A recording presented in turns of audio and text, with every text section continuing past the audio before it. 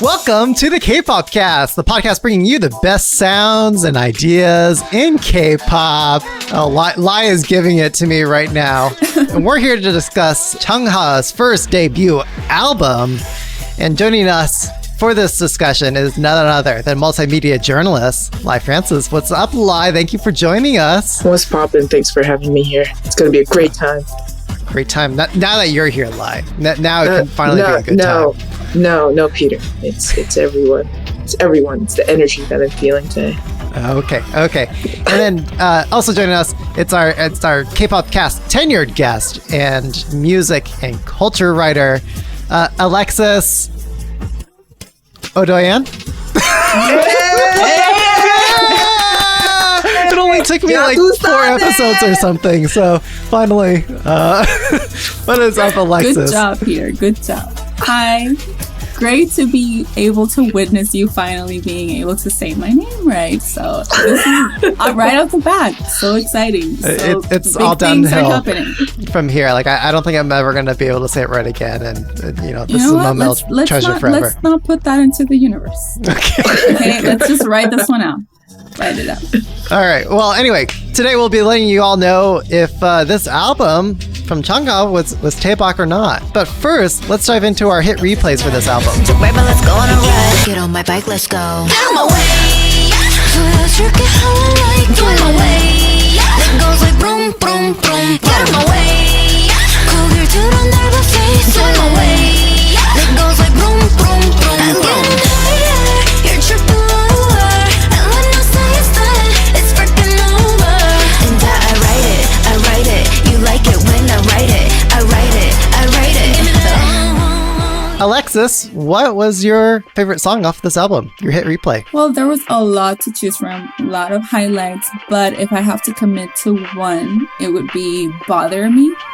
I kept listening to it and I couldn't put my finger on it on what it reminded me of, but then it came to me and it's Rina Sawayama's Love Me For Me, and I just really like that poppy, like uplifting vibe.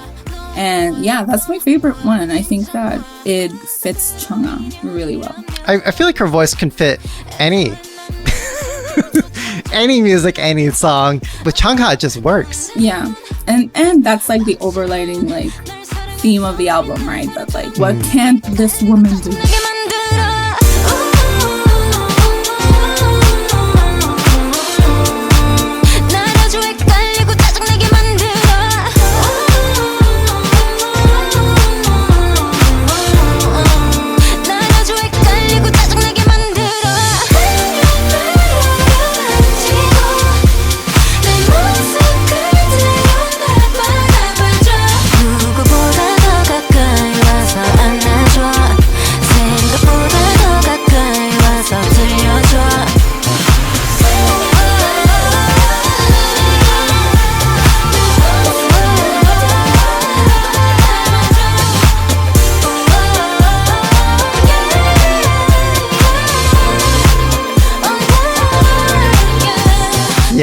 Yeah.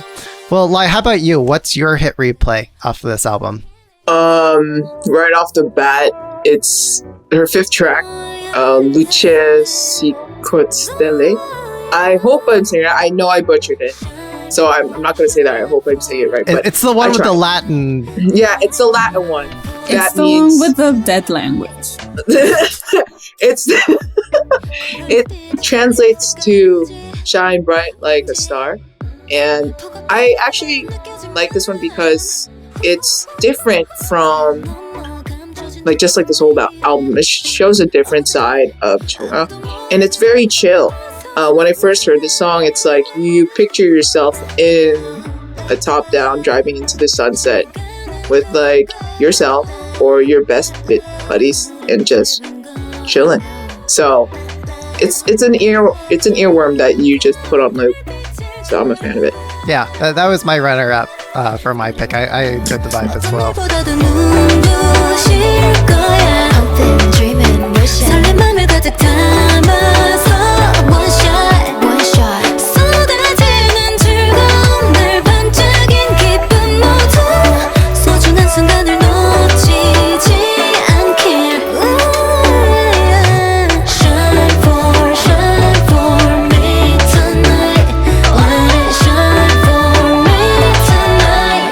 What's your favorite, Peter? Well, thank you for asking.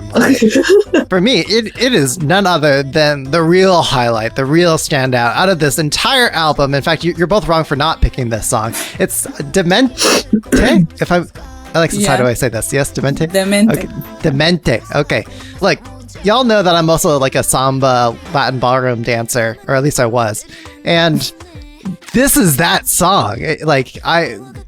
Alexis and I were staring at me earlier when I was listening to the song, making really weird gestures. And that's because I was doing the Latin dance to this Latin beat.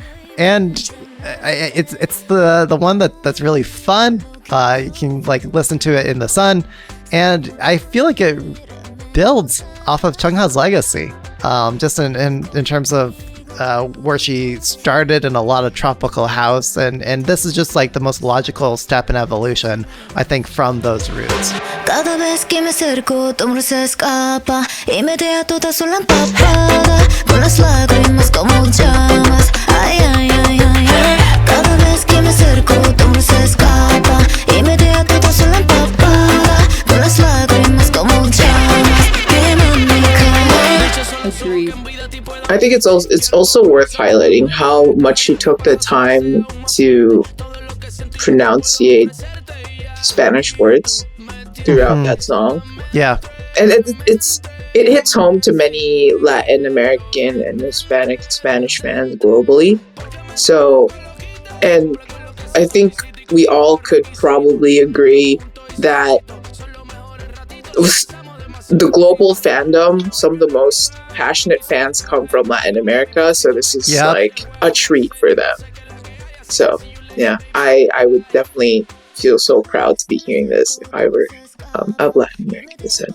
So, yeah, I mean, I forget, like, I feel like the three of us were in a clubhouse room where this was discussed, but in terms of where fans are, like K-pop fans in the world, are the most into it, excited, enthusiastic, active patrons of the art of K-pop, it seems to be in Latin America, and I don't have any like hard figures to go off of that, but that's always been my impression. You see it in the YouTube comments a lot, or even in Twitter. Like, people are speaking in Portuguese, but they're also speaking in Spanish, some of them.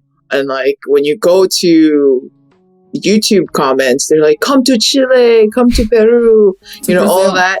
Yeah, Brazil, right? And then shout out actually really quick. Like all the Kpopcast listeners in Brazil, you guys like really show in our listener analytics feed for some reason a healthy contingent of Brazilian Kpopcast listeners. So thank you. Oh, now you have to go to Brazil. Obrigado. Thank you. Sorry, I interrupted you, Lai. What were you saying? I love Brazil. I hope to go one day. That's for all the K-pop casters. I hope you're staying well and safe over there. But back to what I was saying, I think once we see those like comments, a follow-up, not to toot my own horn, but the most passionate fans after Latin America, I see it in the Philippines. Yeah. But other than that, like when it came to this album, it's called Querencia, and you have all these features and these inspirational sounds from Latin culture. You can tell Chung Ha she didn't come to play for the local market. It's global, and just shows how much of a global phenomenon K-pop is. Yep. Because it's obviously not sticking to one sound. It's always a mix of something and grabbing inspiration from something else. And to the point where it's not appropriation, it's appreciation. So, yeah. Yeah. I mean, just to bring this conversation into focus, I think the question that we're asking ourselves for this episode is whether or not this album succeeded in appealing to a global audience. Short answer is yes. Yes. It did. It really did. Uh-huh. Because I mean, started off, I think that for me, it was very indicative for when right off the bat, the first track, it's an intro, right? and she pronounces Querencia as it's supposed to be pronounced. Like Lai was talking about like that this girl worked on her pronunciation, and that's very appreciated, especially because I'm a Spanish speaker, and I've noticed that sometimes when Koreans say words in Spanish, they tend to want to say them in like an American accent because maybe that's how they heard it, or I don't know. So I was expecting a Querencia, something like that. So when she was like Querencia, I was like, okay. Speak to me. Alexis, I think we need you to repeat that into the mic just a few more times, just so that we have that, that sample on the record. Querencia. Yes. From now on, we're just putting that at the end of every episode of the Kpopcast. That's like the edit in like crack videos. That's going to be the thing. For this podcast episode. Hey. Exactly. By all means. Yeah. So according to Nylon magazine, Querencia. Yeah. Sorry, You tried, Peter. I tried. I'm sorry. That's my white side coming out. Anyway, it's according to Nylon magazine, it means that it is a place where one finds peace of mind, that it represents the dynamic spectrum of our artistic identity with 4 sides or themes: noble, savage, unknown, and pleasures. Ooh. I mean, I learned what Querencia means through Chung Ha, so. Same here. I mean, how much do you think you guys are seeing those 4 sides or themes in this album? I think there's a few things that's called out very explicitly in just the track listing. Right off the bat, I'm glad that she didn't put the Latin songs under Savage. Like right off the bat, that was pretty cool of her. But I do feel like she did cut up the album, like in a sense that it makes sense, and like they were really good transitions, her interludes. The album flowed really well. Yeah. And it's just like, there were different, if you were on a ride, you just like made pit stops in different little areas. Right. So for listeners who aren't already acquainted with the album, what Alexis is referring to are these, quote, sides within the album listing. So the first 5 tracks or something are for side A. Now, I know you young kids nowadays, you never had to flip over a record or turn over a cassette. To listen to the other side. Yeah, right. The vinyl, yes. That's what I meant by record, Lai. Just kidding. I know. So it's got these breaks in the track listing where it starts with Noble and then goes into Savage. And I agree, Alexis, that it's almost like a DJ set where there's a lot of seamless transitions, and like the way one song ended, the momentum, or even like exactly. And the last part does kick you out of the club. There you go.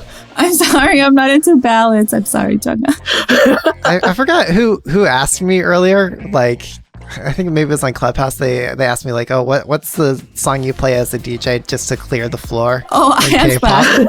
Okay. Yeah, I guess that a ballad would be actually the correct answer. So Lai, you're talking earlier about the collaborations. What did you make of all the different collabs, and was it successful in bridging to these international markets? So the majority of the collaborations on the album were actually the singles that she released in the past.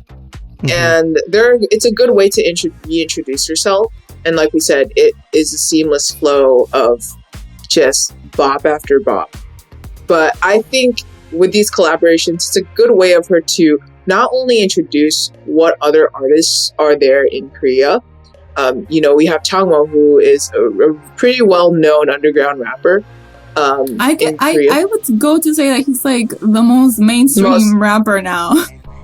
Is he super popular? Yeah, he is. After Show Me the Money, yeah, he is. He's really unknown. Yeah, he's literally Show Me the Money guy. So yeah, he's I think she showcases and lets them give a spotlight of, you know, what other sounds Korean music has to offer, and not just, you know, the bubblegum pop that everyone knows. She's giving the spotlight to other artists. So there's also Cold, who is a really good R&B hip-hop rapper, singer as well, and on the song Lemon. But over time, we hear her collaboration with Rehab, and Rehab is a popular DJ in the EDM sphere. So that not only shows her versatility, but how much of a transition she's getting into from the local to the global markets. And this is also coinciding with her signing with 88 Rising.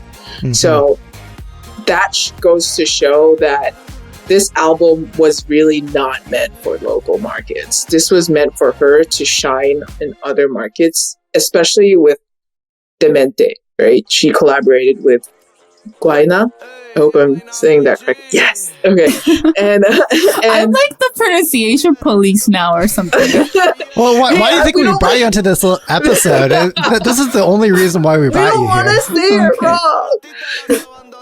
But yeah, I mean, this is just a way for her to show her versatility. You know, I mean, we're going to keep saying it over and over again, but whatever challenge Chung Ha takes on, she manages to up herself and impress us. But I'm pretty sure she's impressing herself more that she's taking on this huge project. Especially for it being like her debut, like this is her debut album, like a full album, right? And I think that we're very accustomed to like the 4-song EPs, and you know, she's giving us a lot of versatility. But I think that this one, like, she's making a statement, and like we've been saying over and over, that it's very clear that her and with the partnership with 88 Rising, like it's very clear that she's looking global, like whether it's the Guayna feature, and then like there's something in this album for everyone, you know, like like maybe the average listener in Korea won't be that into idol music, but you know, they'll like Changmo. So they'll look for that one. And then, I mean, Latin American listeners, like if they like Chung Ha, they'll gravitate towards her no matter what. But I think that Demente was kind of like a nod at them also, kind of like I acknowledge you, I know you're there. And also, I think I said this on Clubhouse, that I don't know how to explain it, but I feel like the Guayna pick, like it's very 88 Rising. Like I was like, sure, like they probably I'm assuming that they A&R'd that, but there's like this this Gen Z element to 88 Rising with like all these new artists, and that's Guayna. Like he's also an emerging artist in the Latin field. Like he's not the biggest name. He has like one hit, I think, and you know, he's like collaborating with people, but he's not, you know, a Daddy Yankee. He's not he's not Bad Bunny. He's not But you know, because Bad Bunny and, you know, BTS have opened these doors not only in the US but just globally, that collab made a lot of sense, especially because they're both like emerging artists. You know, Chung Ha is our next pop star. I've been saying it since I saw her dancing Beyonce and Produce 101. I was like, yeah, she's gonna make it. Yeah, she's gonna be our pop princess. Yeah, and our Kpopcast listeners will know, but in our 2020 end of the year episode, we said we gave Song of the Year, Artist of the Year to Chung Ha, and a part of that praise and that decision was just how versatile she is, and how much she is an artist, as much as she is an idol. And how she was able to push all these corners of her identity, and all the different concepts that can be push the corners, go beyond, you know, just the safe spot of just one centralizing concept. Alexis, you mentioned that this album is sending a message. Is that message that this is a global that she's global a global takeover. Yes, because even there are a lot of, let's say, Latin infused songs in there, and that's like a big trend that for the last 3-4 years. And then Flying on Faith, like that's made for radio. I mean, it's even it's all English, right? I want to say that is very intentionally a radio hit. That's very intentionally a radio hit, and yeah, like she even, like I said, she even put the ballads. Like that wasn't necessary, but the girl can do it all. Yeah, and she is gonna let us know that she can do ballads too. And I think it's also worth noting, even before she made this album, almost every song she came up with, she had a say in the choreography and how she wanted to portray the music. And I think the one that stuck out to me the most was when she came out with Stay Tonight. Because she had LGBTQ dancers, she paid homage to voguing and that culture. And that's what really opened the eyes of many people who probably didn't know who she was. Like, the LGBTQ culture, like the community was eating it all up because there were Vogue drops everywhere.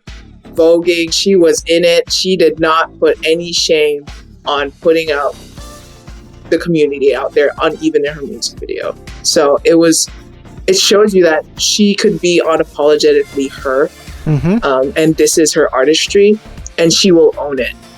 Yeah, with no Querencia. Totally. Yeah. I loved how in that music video, a lot of the male a lot of the male dancers were wearing heels. In that song. And I think, sorry, yet another Clubhouse reference. We've clearly talked about this quite a bit on Clubhouse. But Chung Ha, she's got a history in whacking, right? Yeah. Oh, yeah. She went to whacking school. It was great. Makes it like all the more better, it makes it better. Because like I remember when Stay Tonight came out last year, and there were a lot of people who were saying like how you take ballroom culture and you're just like putting it out there just for like the aesthetic of it. But knowing that she actually trained and she was in a whacking crew, like I mean, I'm no one to say like, oh yeah, right. But I still felt like, well, that's pretty cool to know that she took the time. Yeah. That she took the time to learn and to train in that, and it's just not this one choreographer came one day and she was just go like this or something, Yeah, she took the time. Though I will say, as a former international Latin ballroom dancer competitor, watching her dancing ability and play, not quite there. I mean, an effort was made for sure, but to get to that point, you have to just train for years and years, honestly, to get it really right. I mean, I would just like to not talk about play. Yeah, we'll just pretend that song didn't happen. Didn't happen. Yeah. Masquerade, though. That's the one that should have been the single. Masquerade was a vibe. Yeah, just turn up the production, make it crazier, and you got a hit. What about the choreography segment in Bicycle? There was that stomp break, right in the bridge. You guys know what I'm talking about? You know what's funny? I think it's the first time we're actually mentioning the single out of the album. Yeah. Oh right, and Bicycle. All right, Bicycle. The title track. But let's talk about La Bicicleta. That's Bicycle. Not to be confused with Shakira's hit La Bicicleta. We love Shakira in this house. But the bicycle scene in the bridge, or when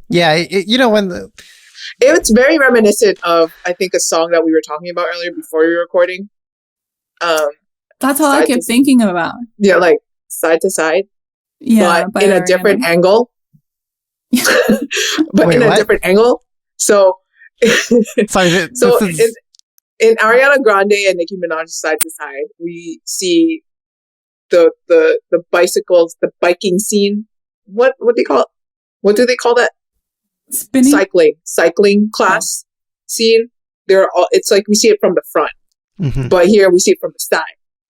So that's the only difference. But it was reminiscent, like the color tones, the atmosphere. But the only thing that's different is obviously Chung Ha, and the sound is not R&B pop. It's just like a mix of Latin pop and stuff like that.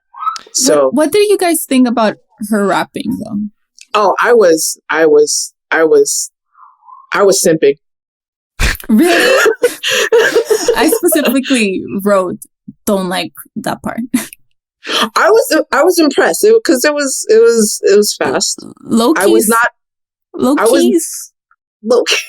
I was not expecting her to just put out a whole ass verse in English, and then I was like, oh, so we're going that route. And then I was like, oh. Should have kept it in the drafts. Really? You think so? I mean, when it started, you know, like with attitude and everything. But then I don't know. It got to a point where I was like, maybe you should have just gotten a feature for that part. Like I didn't enjoy it. And then that part, the low keys, is low key AAVE. I feel like that's one of those like ABE struggles moment where it's like, why are you saying low keys? Well, the point is that she's going for the multidimensionality of her talents and concepts. So I think an effort was made. Sounds like you're not too impressed, but the point was that she was trying to demonstrate she could. I could have done without it. That's all I'm saying. How about this? I did not really pay attention to it when I was listening to the album, but when I was seeing the music video, that's when I was like, wait a minute, she's in gold and all this is happening. Okay, I think I will appreciate it more. Then I watched it again. I was like, you know what? All right, cool. This is pretty good. Yeah, I think that when I watched the video, I was like, oh my God, yes, girl, slay, whatever. And then I only listened to the song and I was like, choices. When you guys first listened to the title track or first watched that music video, what was your guys' initial reaction? You know that Jay-Z meme of him just bopping with a scarf and like his glasses like this? That was like me when it came to the second verse. And I was like, okay. And then I was just, I was sold. I mean, we already knew she was going to give it to us, but when... Give what to us, Lai? She was going to give it everything. Her all. Okay. Got it. Everything. So when that second verse hit, obviously it's a different impact from just listening to it. So I was just like, yeah, Querencia. This heavy. I'm gonna call out Peter just because I don't want to be the only one to say something negative. Okay. But in this aforementioned Clubhouse discussion, Peter said that he would like Chung Ha to work on her stank face. That's right. Yes. And then when I watched it back, and I was like, yeah, she's like doing all these movements, and she's just like keeping this very sultry. And I was like, no, girl, you have to commit to it. Like, what's your stank face? You know what I think she was really trying to do? I think she was trying to be CL for those moments. Like, I think like CL goes for that vibe, that concept a little bit more. At least she's been doing that lately. I'm thinking of CL's last two singles and concepts. But if you're going to try to throw in a rap, and I'm sorry, this is like me as like yuppie white, they're half white, suburban American. But if she's going to go for the urban, I'm putting that in air quotes, look, I mean, I think she just hasn't lived it, and she doesn't have those experiences, so she can't quite make the stank face that maybe she was trying to push in the concept of that title track. But I'll say my first impression of that title track was like, whoa, I was not expecting this from her. Like, I was really shocked that she was going to push something so aggressive Something so, just an attitude I hadn't seen from her before. That was my first impression. However, like, what is it? Like a week later, it's like, no, I'm not surprised anymore. Like, this is just the natural next step from everything that we've seen from her to date. And it's not so shocking in hindsight at this point. Yeah, when I hit play on that video, I just kept thinking like, 역시 Chung Ha. Like, of course. This is her. Like, of course. Like that. It's like she has been consistently like one-upping herself, like, yeah. Who's doing it like her? Like, her only competition is herself. She only has to do herself, outdo herself. And that's what we get from her. Like, after the, what is that? Stay the Night? No, not Stay the Night. The Rehab song. What is it? Dream of You. Yeah. After Dream of You, I was like, even though, it's very, I don't know, there was just something about that song and her doing that song that I was like, oh my God, yes, Chung Ha. Give it all to me. Like, yes. Like, this is, I'm living. And I just didn't expect her to one-up that. And she did with Bicycle. Especially the visuals. Like, that's, like, I don't understand how, like, this woman, how can she just keep looking better and better and turning better looks? Although, I'm sorry, Play, we don't know her. So, just forget about that. So, one. Bicycle is like, maybe that's it. Maybe that's because I was kind of like a little bit like, what happened there with Play? So with Bicycle, it was like, wig flew and whatever. Snatched. And what I like about it is like, the song is in your face. And I like that attitude. Like, sure she could probably improve in her stank face and her expressions, but I feel like that takes, I feel like that's also a glimpse of her personality. When you watch Chung Ha on interviews or in variety shows, she's a very shy girl. Yeah. She is very reserved and calm, but she's very outgoing at the same time. So you see a little bit of personality here. It's like she's shy to show that side, but I'm pretty sure when the next concept comes and that comes out, we're dead. We're dead. We will not see daylight. So I think she's just saving it for whatever is coming, and that's great because we all love to be thirsty for more and hungry for more Chung Ha. So that's all I gotta say. A bar has been set, and only Chung Ha can surpass that. Exactly. Yeah. If I can provide an analogy, I heard listening to an interview that Chung Ha had with Eric Nam. On the what is it, the K-pop show? Yeah, I think it was that show anyway. Chung Ha said, I guess when she was doing a lot of her early recordings, that her natural pitch and range of singing is actually much lower. She would rather sing at a much lower level, but the producer's like, no, go higher still, and she did that. And now she's been staying there, at a super high pitch, that's outside of her comfort zone, but it's what she's become known for. And it's pushing her ability, to an extreme. So analogous to how she's been pushing her concept, pushing her identity to all these different extremes. Every day, every song, we're getting that with her. And I think, like you talk about, like, man, we're ready for whatever new reinvention is coming next. I'm wondering where we're going to get the low-pitched version of Chung Ha. It happens very often to artists in the industry where they're asked to sing higher octaves than their normal range. And I could see Chung Ha doing, sure, her normal, what we're accumulated to, what we're used to, but I can definitely see her taking a turn and going on the lower range, and she has the freedom to do so now that she has a bigger platform. She has all these people behind her, and she has this global market ahead of her, but it's working in her favor. So it's just a matter of time when that time comes for her to showcase that.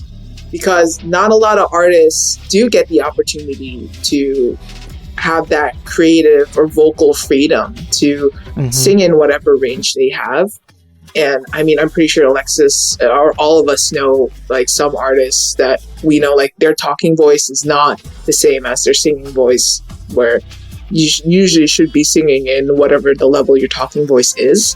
But it's working in her favor to the point that she shows that she can do it. So that's what's great about it. And that's what's great about her. So, yeah. Now that you guys are mentioning all of this, like going back to her talk singing rappy thing in Bicycle, I do remember that.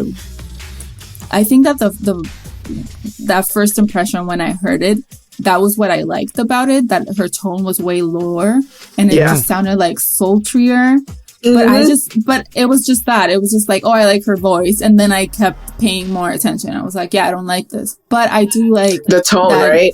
Her tone, because it was, it sounded like how she speaks in English, and it seemed very natural, and it's sultry. It was sexy.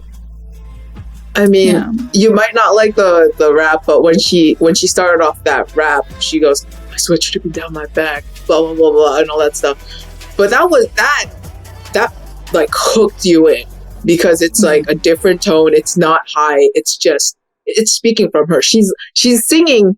Like, she's seducing you with her voice, and it's working. So if we get an actual single like that, it's endgame.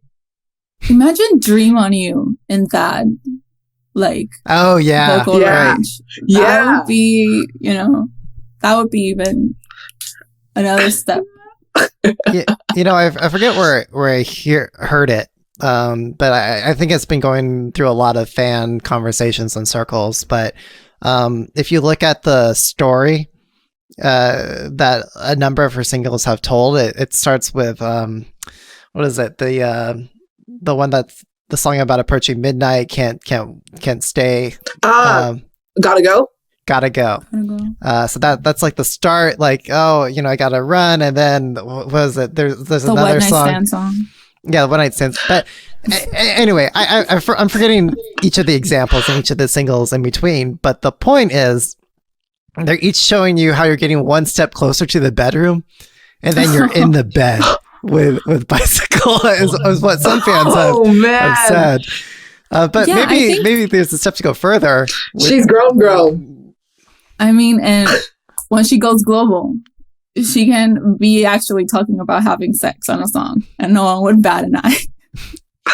But I will say I don't remember where I read it or who I heard saying, but yeah, like, when we try to talk a lot about like, like the sexuality attached to like womanhood, and how when it comes to K-pop, it's not always or like organic, like it's a concept, right? Like they're only when a singer reaches a certain age is when we start seeing that if they want to let loose, And I think that Chung Ha has had that like progression, and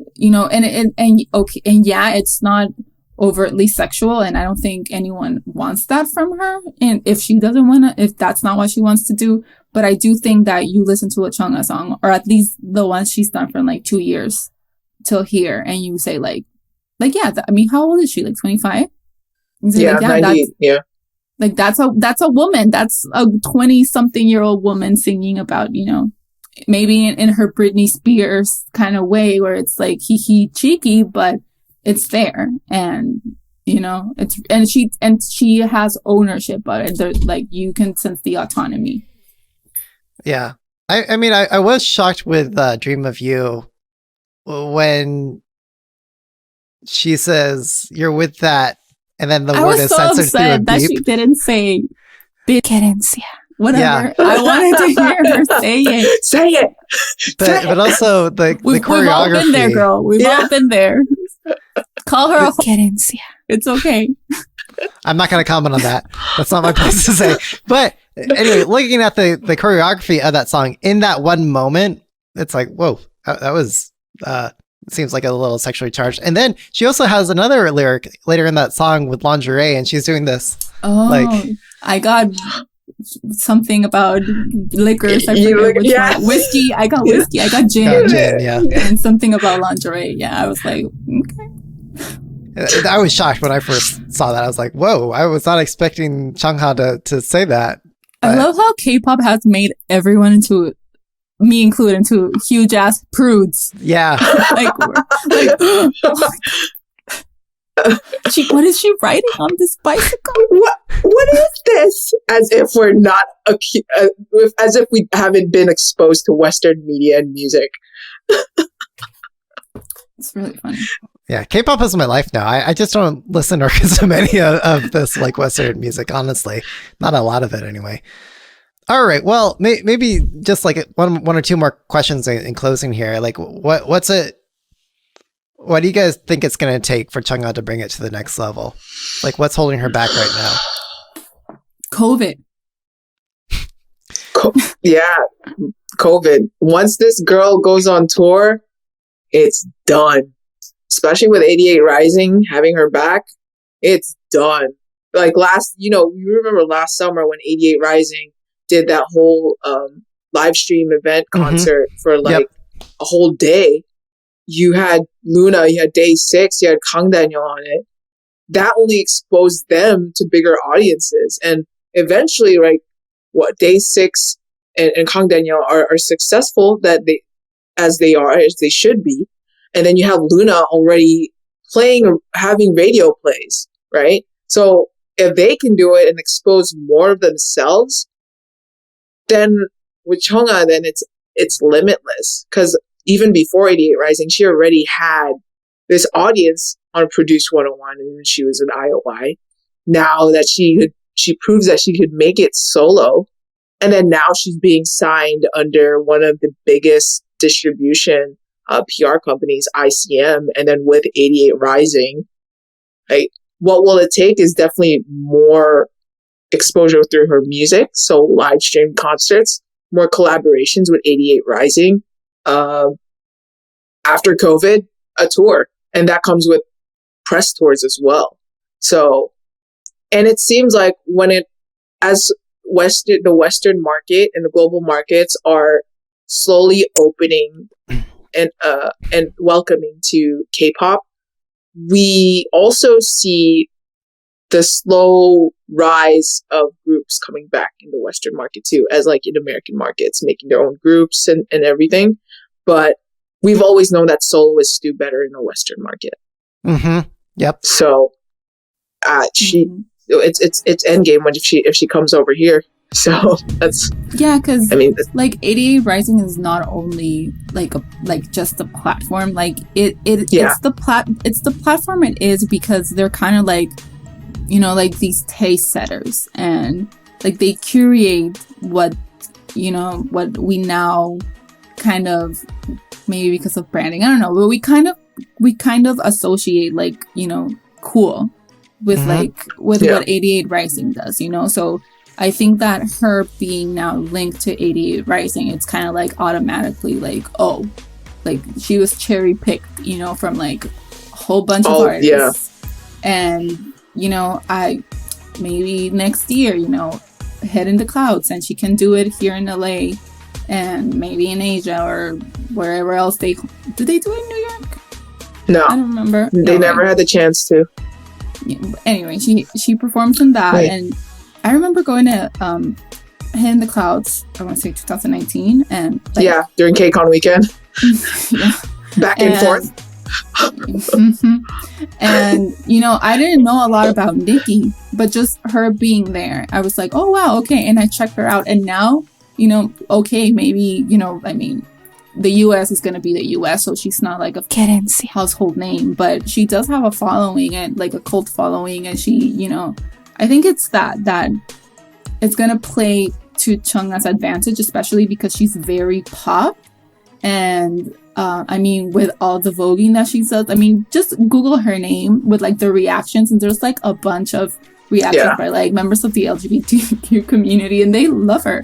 They're like, yes, this is what we need. Like, we need girls that dance. We need girls that dance and sing at the same time and give looks. And there's just no reason why Chung Ha shouldn't be like our generation's like pop princess. There just shouldn't be. There's like no one who does anything, even like a small percentage like her. She has everything to like be big. So hopefully, you know, this is a good first step that maybe it'll get her attention. And then once everything opens up and she's still with ABU it's game Rising, time, baby. Done. Hopefully. It's game time, baby. Do you think there's a risk that she's gonna lose her moment? Like, I mean, I hate to say it, in a lot of like, at least my impression is in a lot of Korean pop music, there was just a very finite, limited window for women, female entertainers. I mean, does Chung Ha face that same risk? Well, that's the thing about what comes into play is the global aspect. Like, I mean, is Korea still checking for CL? I don't know, but like, she, you know, posts on Instagram saying like, oh, hey, new song in 2 weeks, and like, you know, everyone is just waiting for her to come back, and the audience is still there. And whenever CL comes back, I feel like she's also gonna have a moment because yeah, CL is also that big. Querencia. So why? So I think that once you transcend the idol model and you are able to cross over to have a global audience, then that moment is not that finite. And I think that's where Chung Ha is right now. Because she hasn't had that many opportunities to come to like the US or the West, you know, your K-Cons and everything. Actually, she did like 2. And like it or not, the groups that are the biggest, like here, are the groups that spend a lot of time here. You know, at least 1 tour a year, TV, YouTubers, everything. Like those are the groups that are the most popular. So I think that when she's able to come back, and like Lai said, like she's a soloist and she's a woman, and I feel like maybe the industry will be kinder to her because of that. Because if it were like a solo Asian man, that would be like an entirely different conversation, right? So I think that she has it like stacked for her in her favor. That was a really interesting point you said, Alexis, around transcending the idol stage. Like what is that? I mean, maybe that's a conversation for another time, but like where do you draw the line after you've transcended the idol? Well, I think it's like how you were saying earlier about like with the last 2 years with this album, like we can say that Chung is an artist, right? Mm-hmm. Like, I mean, I'm not very into separating idols from artists or whatever, but if you want to get like super technical, like yeah, like you can't really say that Chung Ha is just a girl who shows up to work every day and does little choreographies and she leaves. Like that is not her. Like she is an artist. She's a pop star. Like that's what she is. She's a star. So that's what I mean. I really just agree with. I think Alexis has summed it up really perfectly. Beyond her idoldom, once she surpasses that, it's just going beyond the boundaries of what we know what an idol is. So with this album, whatever release she has, we know that this is marketed as like a K-pop package. Once she gets more exposure, once she gets more projects done, we know that she can break out of that shell because of the audiences that she will be presenting herself to. And whether she is gonna assimilate to whatever market she's gonna be in, I feel like she will discover more of herself and show more of who the real Chung Ha is, rather than like who the idol Chung Ha that we know now. And I think that's what everyone anticipates. And that even goes to like every idol that we know now, right? We know them because of a certain image that is marketed to us. But when they reach that time or that year or that point where they're already bigger than they are themselves without realizing it, then it appeals to many others because they're showing more of their personality through their artistry. So I feel like that's what's going to happen to Chung Ha. That was really fascinating. We just need the gays to adopt her. The gays have adopted her. What are you talking about? No, but more gays. She's already giving the gays everything they wanted. We just need more exposure. And we need Chung Ha to wake up and choose violence on the gays. We need like a 2-second video from her saying gay rights. Yeah. Make it happen, Chung Ha. You heard it here first. Okay. Right before we wrap this up, our other co-host, Amr, aka the Gi Dragon in our Slack channel, wanted to share his thoughts on, I think, Bicycle. And anyway, here's what he had to say. Hey y'all, this is Gi Dragon from the Kpopcast. Quick background, quick life story. I've been a fan of Chung Ha since Gotta Go, and I've got to say that Bicycle is her most epic song to date. It is her most epic music video. The choreo is dope as hell. This song is hella daebak for me. Maybe the only thing I would say is I wish she would just say it's fucking over instead of it's freaking over. Pilo, feel free to bleep that out. That would be my only advice. Maybe to all K-pop, but hell yeah. Chung Ha's Bicycle is daebak. She's at the top of her game. Is this a PG podcast? Because I've been cursing. Yeah, I've been cursing too. Like you're talking to two people who just are unfiltered. It's fine. No, I'll use like a K-pop sound effect to bleep over your. No, you're gonna use the Querencia. Oh yeah, that's it. For every curse. Yeah. Anyway, I don't know if you guys had any reactions to Amr's comments there. I think the reason why it's so appealing because we know it's for the Western market. It's more Westernized. Like it's K-pop, but make it Western, right? Like but not in a bad way. Not in a bad way. Yeah, it's something that we are accustomed to, but make it K-pop. It's familiar. Yeah, and that's why people are so stuck to it. It's become an era. I personally like Gotta Go better. Same. Because that one performance where she dressed up as Prince Charming, I'm done. But other than that, the song is great. But in terms of being the most epic track, I could probably give it the top 5. Somewhere in the top 5. I'd give her the top visual. Yeah. I think it is her top visual. Top I production, agree top that everything. It's not my favorite song from her. I do like Gotta Go way more. Way more. But Okay, wait, real quick, rapid fire. Your favorite song by Chung Ha of all time.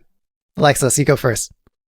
I think it's Gotta Go. Yeah, it's Gotta Go. What was the other song that she released that year? It's Gotta there's Go. Roller and Snapping. Coaster, there's Snapping. Wait, what do I like more? Snapping? No, Gotta Go. I like Gotta Go. Man, that's what. That's all. Okay. I'll try not to hold judgment against you for not picking Stay Tonight because that was the best song. But you know what? That's Stay Tonight. It's a great visual too. But I realized that because it was one of Cult Scene's like top songs of the year, we made a playlist and I would listen to it a lot. And then it came to a point where I was like, this is without the visual, this is not as epic as I thought it was. Yeah. You know, like I think that Gotta Go, Snapping, they stand alone really well. That gets stuck to your head. Yeah. And it's good. Yeah. But I mean, it's still a good song.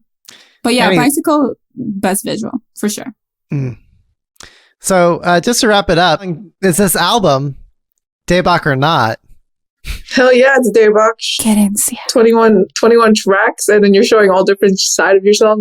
She's versatile as hell. We love it. We love Chung Ha. The gays love her. So why also not? the straights. The straights, the hets love her. The homos and the hets love her. Yeah. Debak AF. Yeah. Wonderful. And it succeeds in penetrating the global market. Yeah. Now it really feels like 2021 really started. She set the standard. Now we've got this album. Yeah, exactly. This is, the girls have to come to here. And by girls, I mean everyone, not just females. I mean, it's just the girls this attitude, this everything. She's setting the standards for everyone. And it's going to be a trip for you to get into what Chung Ha is now. So. Okay, well, that wraps it up for this episode of the Kpopcast. Wonderful conversation. Thank you both for your time and joining me to talk about one of my favorite biases next to Jen Soyeon. But signing off. You almost made an entire bicycle. I thought my favorite bikes. I'm sorry. You almost made through an entire episode without mentioning her. Almost made it through. But would it be an episode of the Kpopcast if Jen Soyeon wasn't brought up in some shape or form? I don't think it would be the show. People would be confused. They're like, wait, this is not a Kpopcast episode. What am I listening to? Because Jen Soyeon hasn't made a mention or appearance yet. Anyway, let our listeners know where they can find you each online. Like, plug your social handles, like whatever project thing that you want to promote. Lai, do you want to kick us off? Sure. Hey guys, you could stalk me on Instagram and Twitter. Don't stalk me. You could just probably browse my work there. Not saying don't material. stalk me. Yeah. But you could find me on Twitter and Instagram on @LaiFrancis. That's LAIFRNCS. And that's LAIFRNCS. So slide into my DMs. Let's talk K-pop and whatever is going in your mind in terms of girl groups, because I'm known as the girl group enthusiast. So yeah. Estrogen 2020. Estrogen 20. 21. 21. 2K21. Exactly. Alexis knows. How about you, Alexis? Where can people find you and anything you want to promo? Well, you can stalk me. I like attention. On Twitter and Careful what you wish for. She's bold. We love her. This is why I love her. Yeah, you can be my fan at... No, just kidding. You can find me on Twitter and Instagram at HOE_DOYAN. And if you're on Clubhouse, Lai and I are trying to host weekly rooms on media and K-pop. So if you're into that and you are not an Android user, join us. I'm sorry. Lai and I are having a really hard time keeping it together right now because of what you said earlier. I'm still at, you can be my fan at. I'm still on that. I was kidding. Yeah, follow me. Only funny takes here. Oh boy. Yes, if you're on Clubhouse, follow these both. I always enjoy listening to your guys' conversations on that platform. Are you guys going to try out Twitter Spaces when that comes around? Yeah, I'm actually going to try it out. There's 10 speakers per room apparently. So I will see how that goes. Probably circle back and let you guys know. But I feel like everyone will still gravitate toward Clubhouse. That's my take. But yeah, shout out if you need an invite. I've got a dozen. So. Anyway, I'm at DJ Peterlo, by the way, on Twitter. And if you want to get to know all of us better at the Kpopcast or come meet and mingle with fellow Kpopcast listeners, you can meet some new friends in the Kpopcast Slack. If you scroll down in the episode notes or description or whatever, we'll provide a link there. Don't forget to give this a 5-star rating on whatever platform you're listening to it on, and share this episode with all your favorite Chung Ha stans and fans, and share it with your parents and people who aren't. Oh yeah, actually, not PSA. This episode. Quick public service announcement. I'm actually looking for K-pop virgins, or people who just haven't been heard or exposed to K-pop before. That came out wrong. Y'all know what I mean. There's probably a lot of them. My face. Okay, well, and moving along, people who have not been exposed to K-pop, we're looking to do a special deep dive focus on subverting your friends and family into K-pop. We're going to run an experiment, and we need some diversity in the people who are going to subject this experiment on. So, anyway, if you got someone who you'd like to nominate, it's very important that they don't actually listen to K-pop. Like that's the whole thing that we're going to do on the show on this episode. But if you got someone, just give us a tweet at the Kpopcast or join us in our Slack. And that's another great place to just to let us know. Or shoot us an email, kpopcastshow@gmail.com, and we'll get that going. So anyway, thanks again, Alexis. Lai, final words, anything you want to say? Thank you for having us. We're literally the two most unfiltered people that you could have on here. And we're unapologetically us. I'm kind of restrained on this episode, kind of. But thanks for having us. I mean, it's great to socialize, especially during quarantine where we're not talking to people much. So, yeah. Thanks, Peter, and everyone at Kpopcast. Thanks for the invite. It's always a hoot coming on the Kpopcast. Good times on the Kpopcast. Good times. Well, Lai, since you said I didn't get the real version of Lai, that means we're just gonna have to have you back. You just got. I'm gonna show more sides of myself. Just keep looking forward to my comeback. You know. Also, look forward to my Kpopcast takeover. Yeah, we're gonna take over, and that's where the real Lai comes up.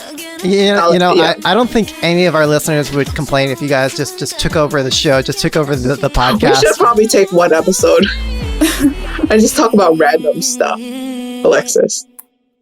Hey, be careful what you wish for. If the public wants it. If our fans want us, then why not?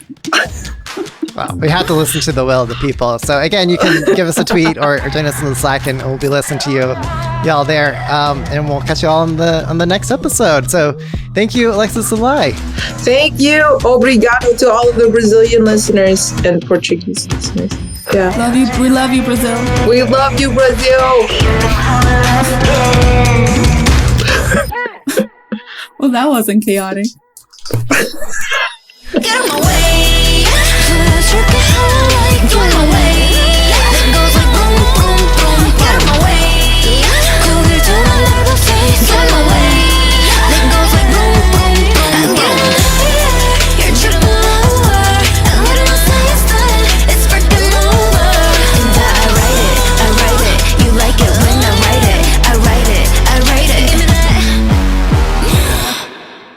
Well, there was a lot to choose from. There were many highlights in the album, but okay, hold on. Can you hear my mom in the background? Okay. Let me scream at her. Mama! Please keep this in there.